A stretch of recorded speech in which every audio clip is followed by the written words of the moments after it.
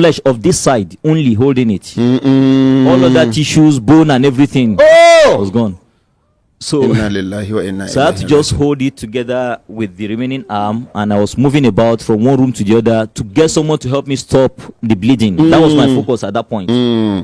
Please, can you help me stop this? And everybody was just running away. What is this? What is this? What is this? Subhanallah, a 7 soldier cut off this brother hand in a hotel in the name of money. Subhanallah. Sir, sorry for dragging you to the studio. Introduce yourself and share your story.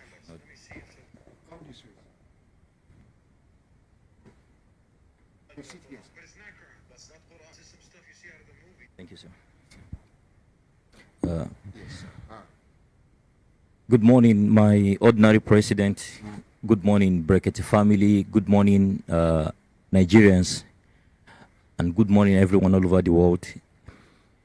My name is Bello Adegboyega Buseiri.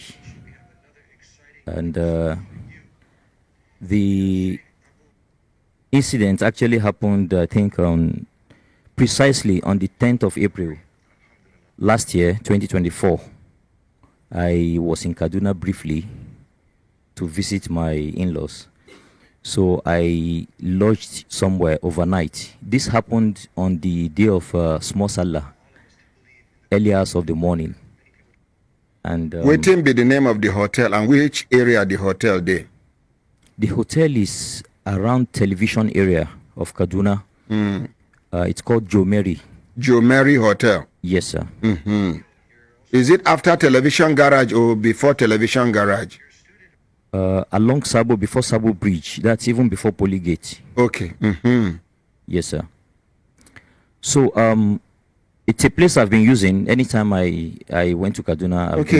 You they stayed there. Yes, I'm used to using the place, and it's a place I've introduced my family to, especially my wife. I've shown her, I've taken her there to go and show her.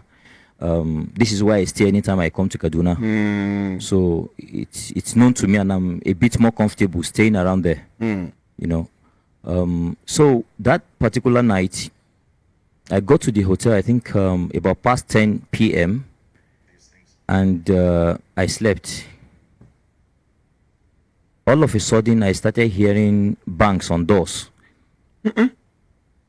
I woke up. They were banging on different doors. And I couldn't place it. Is it here? Is it a dream or something? So around what time? I checked. I just picked my phone when I was charging, and it was about almost to 3. Some minutes to 3.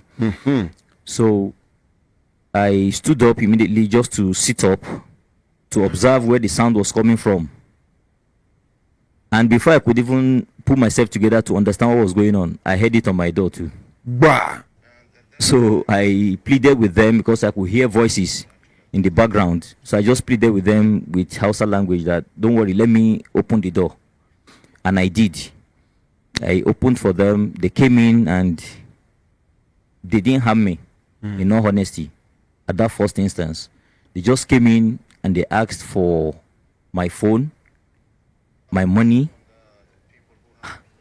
and I was sleeping without I didn't have my trousers on. I had my trousers on. I had my boxers on with my singlet. So I just said, oh, it's there on the table over there. I mean, on the chair over there. And my car key was also hanging on the trousers, on the trouser. So they went there themselves. They picked the phone, picked the money, and they left. You know, they were still, because they just shared themselves into. So they were in different rooms. Of course, they came. They were in good numbers, so they just shared themselves. About 4 of them came to my room at that moment, that particular point. Others were busy breaking other doors. So I was there, still just waiting for them to leave. In less than a minute, I am close to the last room on that floor. So while they were breaking my door, they were busy breaking the other door too. Somebody was there. In just about a minute thereabouts, some of them again came back to my room. Instantly. What is it this time around? You know, I wasn't even looking at their faces. I was busy. Like say, these ones will enter now. No, say other people don't visit you already. I wouldn't just even continue. know. I wouldn't know. But I think they heard something or knew something. Because when these ones came back this time around, the question they were asking me was, what about the car? So at that point I said, the key is there on the trouser, you know. And they were picking it up, removing it, unclipping the key from the trouser as well. And before I could tell, I was still there. And as that question was being asked, someone was now saying, "Meyesa baka muna magana motan ba," something of that Why nature. you not tell us about the car? You understand? In the first instance where we come. So it wasn't adding up to me. So I was just there. Now, okay, the key is there. Just let me be safe, and that's all. That was why I opened the door. Then they approached. I was busy looking at the floor. I saw the legs of the guy approaching. And I still couldn't understand what was happening. But when he got very close to me, I just raised my head a little to understand what was happening, if there was a question or something. And all that happened was the long knife, the takobi, the sword he was holding, was already descending on my head. That was just it. Maybe he wanted to cut off your head. Right on my head. So me raising my head up, I was busy looking at the floor, just raising my head. Why are you approaching it? Just to even look at the face before anything. No communication, nothing. And the knife was descending on my head. So all that I could do was that reflex action of to use your right hand to block it, just blocking the head. And that was how they cut off your hand. Instantly, and that was it. And they left. So different things started playing out, you know. Sorry, sir. Please. Yes, sir. Yeah. So I need to see you, please. From here. If no, it happened right at the wrist. They chopped it off right at the wrist. So if to say block this, the head was no, the head. Let's see.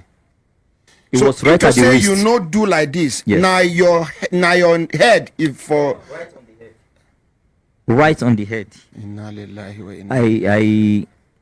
I have the scan I did from the hospital, the X-ray that showed how it was detached at the wrist. So I started the reality was done already now, so I couldn't help it. So I started talking to people around, moving from one room to the other. You know, I held the other one that fell off, and it was still clinging, right? It was still clinging, having just a side of the flesh of this side only holding it. All other tissues, bone and everything was gone. So I had to just hold it together with the remaining arm, and I was moving about from one room to the other to get someone to help me stop the bleeding. That was my focus at that point. Please, can you help me stop this? And everybody was just running away. What is this? What is this? What is this? And that was it. So I resorted back to faith, because nobody could even come close. And when dizziness set in, oh no, I was so thirsty, I was dizzy and all of that. I hope they don't give you water. I think the thing is, it's something that's been destined to happen, according to me, right? Because I had water. I bought two things that night before I slept. I bought a bottle of water. I bought Nutri-Milk. I took the Nutri-Milk. I didn't open the water. I was thirsty. I was looking for water. My mind did not go to that water. The water was still there. Because if you had taken the water, that would have been the end. And I was very, very much eager to take water at that moment. If I saw it, I would have taken it. So I sought for help. It didn't come. I just had to resort back to faith. I was just praying. So at a point, I called on them that, okay, please just come. Forget about the bleeding. I had my shirt that I wrapped, the blanket and everything that I just wrapped around the arm. You know, it was heavy for me to even carry at that point. Soaked. So I sat, because it was soaked. really soaked. Everything was really soaked. So I just called on them to please come around. At least before I go, let me tell them one or two things. Yeah. So when they came by, I before you go, meaning before you die. Yes, I was very much prepared for that at that point. So the receptionist was still there in her own reception. They didn't open that reception.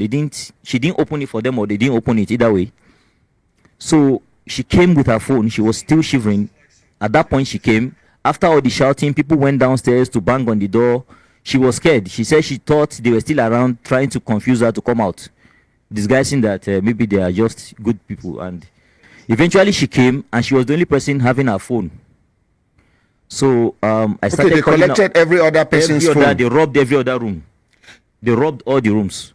We go investigate whether na the first time where this thing they happen there be that abi it don't they happen.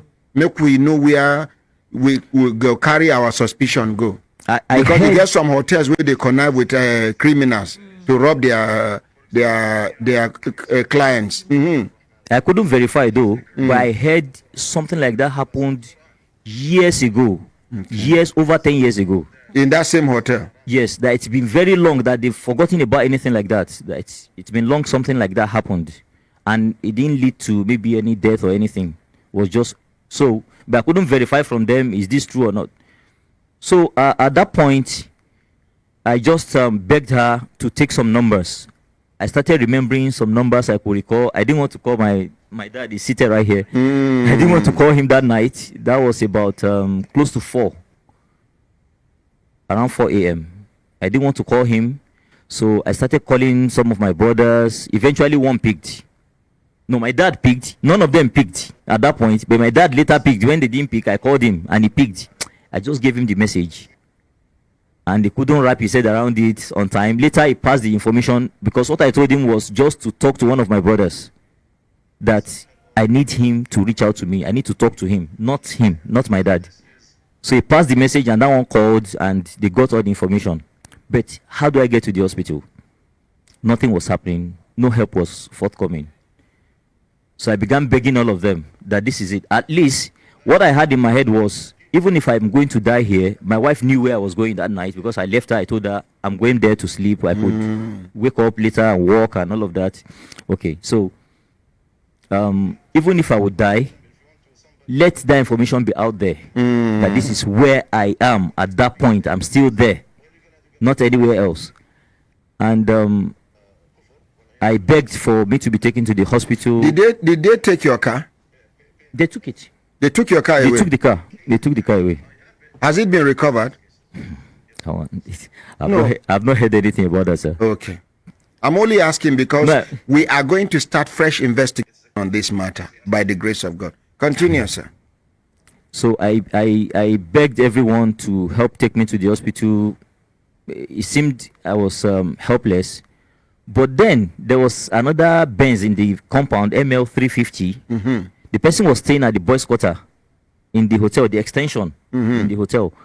They didn't go to the extension at all, right? So the man came, eventually, he came to, Oga, please, the closest I know here is St. Gerald. If you can help me. He said he didn't have enough fuel.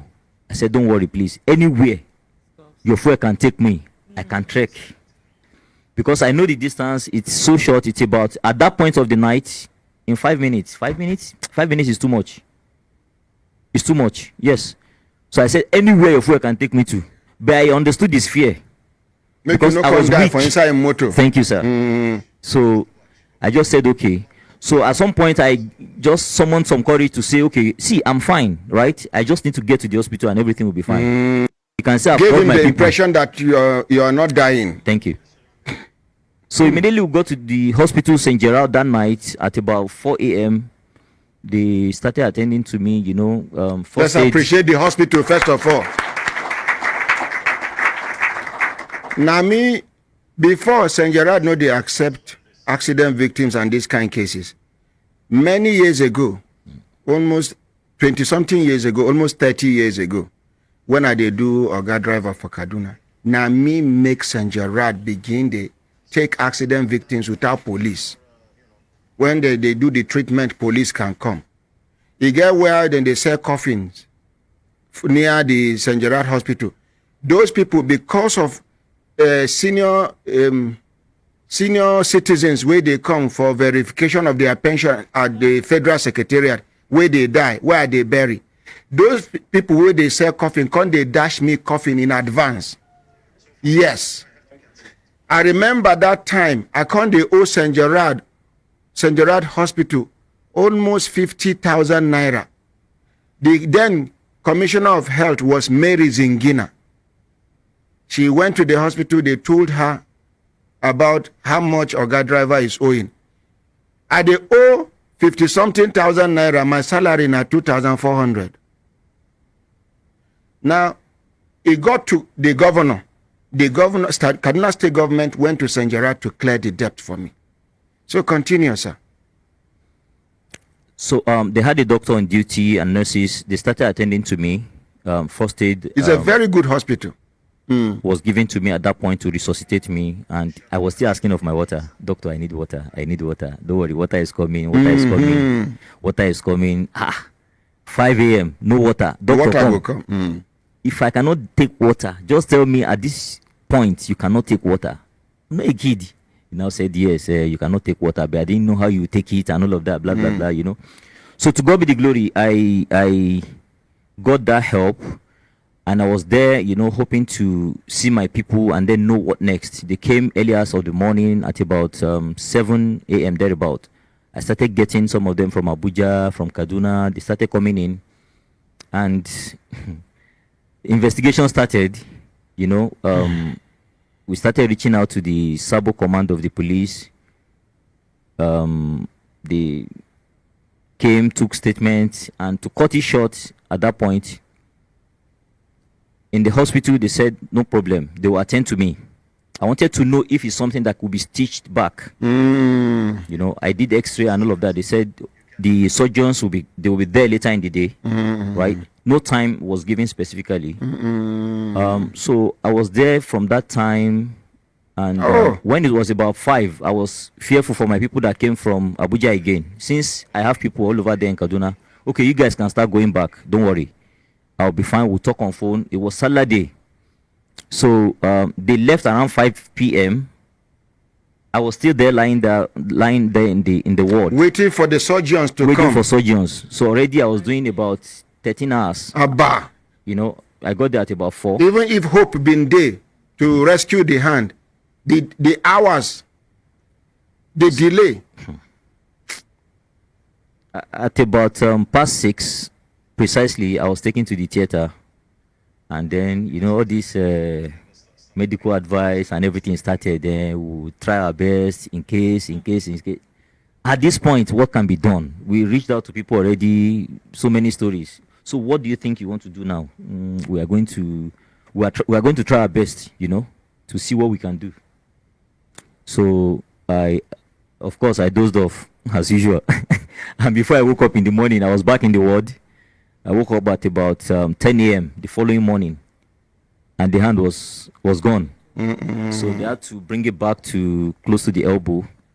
Okay, so I just woke up and said, I saw my people crying and all of that. There's no point. My son was there.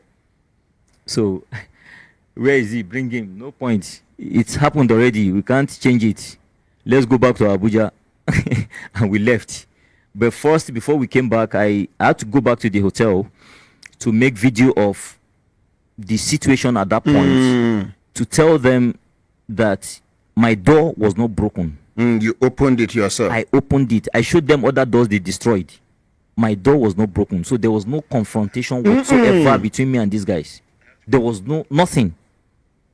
So we came back and we started following up with the police. Somebody linked me up with people in the Kaduna CID department.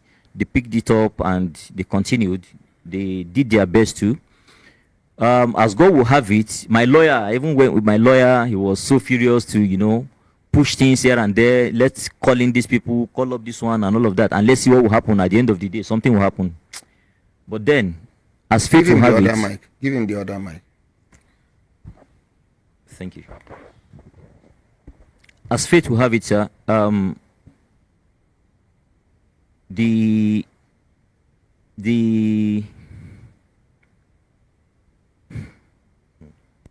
Sorry, sir. No, sir. Yeah, Please fine. allow him, sir. it's over already. The same set of guys Yes. robbed another hotel,